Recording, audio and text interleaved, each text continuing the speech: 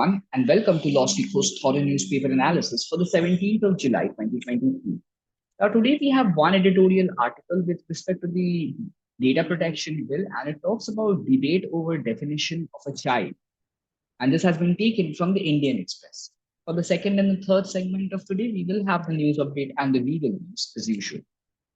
So, what is the debate over the definition of child or the age of consent in the data protection? Now, the upcoming data protection bill could empower the center to lower the age of consent across internet without parental oversight. Now, this relieves companies, especially social media companies, of additional obligations to protect the privacy of children. Now, the question is this a dire stance to take? That is, reduce the age of consent of a child from 18 to what has been proposed, let's say 16 or 14. Now, 18, to be or not to be. The social media companies have been asking for this change for a while now, since a hard limit of 18 years would mean setting up new systems to obtain parental consent while processing the data of minors. Now, this goes against the bill which was floated in 2022, but the reduction of age of consent for children is in line with European standards. Now, Justice Sri Krishna report, which is said to be the precursor of the 2019 data protection bill, which was later withdrawn, it defined children as under the age of 18. Now, this is the same idea that was also there in the 2019 bill. However, in 2021 December, the Joint Committee of the Parliament published a report wherein they said that with regards to data processing, we could reduce the age of children or age of consent for children to 16 or 14. Now, when we move forward with the reduction or increase of age, whichever it might be, we need to look at how the other countries have been doing it so far, since in the arena of data protection, we are rather newbies. So when we look at foreign legislation, there are certain number of countries or certain blocks which have their own data protection regulations, very established ones. And the age of consent for children is significantly lower in them. Now, the EU GDPR or the General Data Protection Regulation defines the age of consent at 16. However, the member states of the European Union can choose to lower the age to 13. Secondly, the Children's Online Privacy Protection Act, or the COPPA, which is the Data Protection Act for USA, defines children to be under 13 years of age. Parental consent is required before processing their data until and unless it is for, let's say, medical reasons. Australia's Privacy Act, which came out back in 1988, no age is mentioned. Now, when we talk of age of consent, the Privacy Act of Australia comes up with only one category, whether the person is capable of consenting or not. Hence, for social media companies, in case of processing data of individuals who are below 18, it has to be decided on a case by case basis whether they are actually capable of consenting. Now, with regards to China's personal information protection law, a country which we know to be rather conservative, parental consent is required for children up to the age of 14. Specific privacy policy has to be provided before a company can process the data of a child.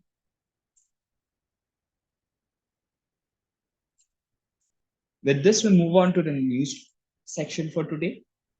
Firstly, we have the Commonwealth Championship. Todkar wins lifting gold.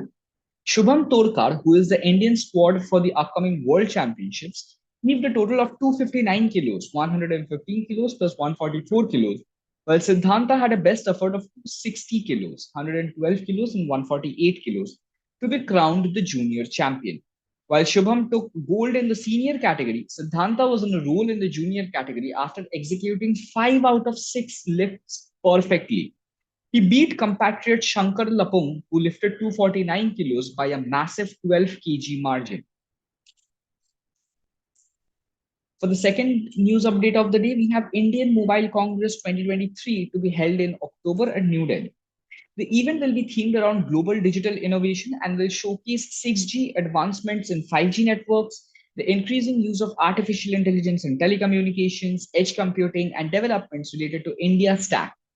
IMC, or the Indian Mobile Congress 2023, would also highlight related technological domains such as broadcast technology, satellite communication, manufacturing of semiconductors. The event will also introduce several B2G and B2B forums and industry roundtables, events to facilitate student engagement, and global buyer forums. More than 1 lakh plus participants, 5,000 plus CXO level delegates, 350 plus speakers, and 400 exhibitors are expected to attend the event. Next up, we have Harshvardhan Bansal as the new president of National Real Estate Development Council Delhi chapter. The Naradeco Delhi chapter, which is also the National Real Estate Development Council's short form, has chosen industry leaders to spearhead the revitalization of the real estate sector. Harshvardhan Bansal, who is the director of Unity Group, assumes the role of president with PK Gupta, CMD of NBCC, as chairman, Vineet Kanwar, the group executive director of DLF, as vice chairman, and Gaurav Jain, who is the managing director of Samyak, as the president elect. We also have India to host Asian countries conference on traditional medicine. The Ministry of Ayush, with support from the Ministry of External Affairs, Indian Mission to Asian, and the Asian Secretariat, is gearing up to host the conference on traditional medicines for Asian countries on July 20th, 2023. The conference on traditional medicines aims to strengthen the platform between India and Asian countries to share their best practices and draw a roadmap for future cooperation in the field of traditional medicines.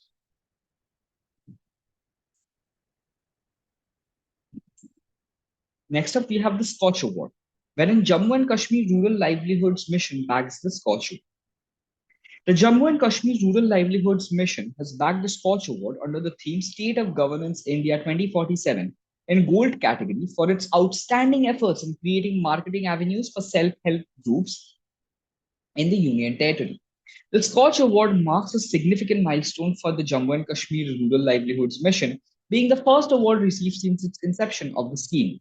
This recognition represents a remarkable accomplishment from the organization, and the award is a recognition for the JKRLM to the hard work and dedication of the team, especially its mission director, who has been instrumental in driving the mission's major goal of creating marketing opportunity for district level avenues to national level platforms.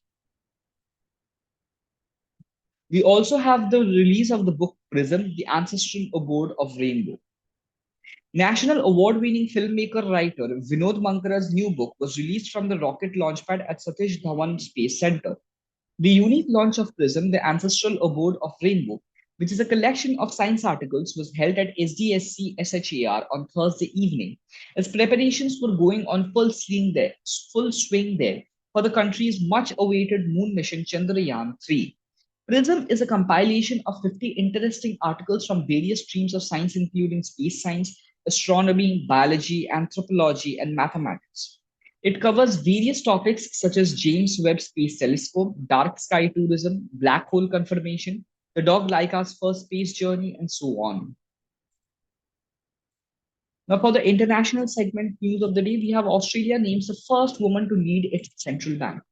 Australia's central bank says it will be led by a woman for the first time since it was founded in 1960. Michelle Bullock will succeed Philip Lowe, who is coming to an end of a 7-year term as governor of the Reserve Bank of Australia, or the RBA. Her appointment comes as the country has been battling rising prices and the RBA is facing a major shakeup. Ms. Bullock, who is currently the RBA's deputy governor, is due to start her 7-year term as governor on the 18th of September. Now, for legal updates of the day, we have in case of prolonged incarceration, liberty will override embargo under Section 37. The Supreme Court grants bail. The Supreme Court, in the case of Ravi Prakash versus the state of Odisha, while considering a bail application in an offense under the Narcotics, Drug and Psychotropic Substances Act, or the NDPS Act of 1985, held that in case of prolonged incarceration, conditional liberty will override the statutory embargo under Section 37 of the Act. The court made this observation stating that prolonged incarceration is against the fundamental right guaranteed under Article 21, which provides for protection of life and personal liberty. For the second update of the day, we have once proceedings under 1894 Act are held to be valid, claimant cannot seek compensation under the 2013 Act. The Supreme Court in the case of Delhi Development Authority versus Jagan Singh has held that once it is found that the land acquisition proceedings under the Land Acquisition Act of 1894 are valid, then the claimant is not entitled to seek compensation under the Right to Fair Compensation, Transparency, and Land Acquisition, Rehabilitation, and Resettlement Act of 2013. So this was all for today. For free study materials and TNA PDF slides, please join our Telegram channel, the link of which you can find in the description, or you can scan the barcode that is given on the screen. You can also find the daily quiz links in the description. Do give it a try, as it will re-jog your memory about the thorough newspaper analysis updates that were there in the previous day. You can also subscribe us on YouTube so that you can stay up to date with the current affairs in the form of thorough newspaper analysis as it comes out every day. Thank you.